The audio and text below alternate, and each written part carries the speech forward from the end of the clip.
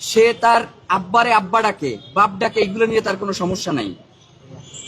কিন্তু আমাদের আজাদির শব্দ, আমাদের ইনকিলাবের শব্দ, আমাদের ইনসাফের যে শব্দগুলো রয়েছে, এই শব্দগুলো তার ভীষণ আপত্তি রয়েছে। আজকে অথবা গতকালকে সম্ভবত একটা ভিডিও দেখলাম যে ঢাকা বিশ্ববিদ্যালয়ের একজন অধ্যাপক, তার নাম হচ্ছে তারেক মঞ্জুর, তিনি ইনকিলাব, ইনসাফ এই শব্দগুলো নিয়ে আপত্তি তুললেন। তো তার যেই নাম তারেক মঞ্জুর, এই তারেক শব্দটা হচ্ছে তরিক থেকে এসেছে, আরবি শব্দ, যার অর্থ হচ্ছে রাস্তা। সরি, রাস্তাও আবার বাংলা শব্দ না, রাস্তা আবার হচ্ছে ফার্সি শব্দ, তো পথ। আর মঞ্জুর শব্দের অর্থ হচ্ছে আপনার কবুল করা, দুঃখিত, কবুল আবার আরবি শব্দ। এটা অনুমোদনকারী বলতে পারি আমরা। তার মানে হচ্ছে অনুমোদিত পথের একজন ব্যক্তি, তিনি হচ্ছেন এইটা নিয়ে আপত্তি তুলছেন।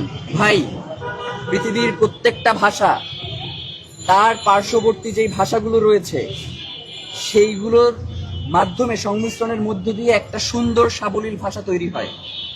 আমাদের উপরে এই যে ভাষা আন্দোলনটা হয়েছে, এটা কি শুধুমাত্র শব্দের কারণে হয়েছে, নাকি আমাদের উপরে যে চাপিয়ে দেওয়া হয়েছে এই কারণে এই আন্দোলনটা হয়েছে? উর্দুর বিপরীতে বাংলার কোনো আন্দোলন হয় নাই, উর্দুকেই একমাত্র করার বিপরীতে এই আন্দোলনটা হয়েছে। উর্দু ভাষা নিয়ে বাংলাদেশের মানুষের কোনো আপত্তি ছিল না। বাংলাদেশের মানুষের আপত্তি ছিল যে উর্দুই একমাত্র রাষ্ট্রভাষা হবে এই জায়গাটায়।